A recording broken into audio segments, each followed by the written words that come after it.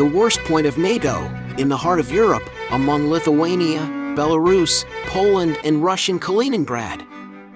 The place that could seriously set up a war between NATO and Russia.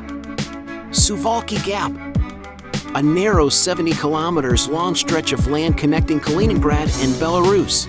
There are growing concerns that a power-mad Putin, determined to recreate a modern-day version of the Soviet Union and Eastern Bloc, could be contemplating sending Russian forces to capture what is known as the Suwalki Gap. But why Putin could think to attack this area specifically? Tensions have increased because of Moscow's reaction to Lithuania enforcing European Union sanctions by barring the transport of some goods via the only rail line that links Kaliningrad to the rest of Russia, which goes through Suwalki area. Why the Suwalki Gap is so important to NATO and Russia. To NATO, this area is so important to keep connecting the small 3 NATO countries with allies, and if Russia takes control on this area, it means the 3 Baltic countries are isolated completely, and they are easy targets to Russian attacks. And to the other side, Russia.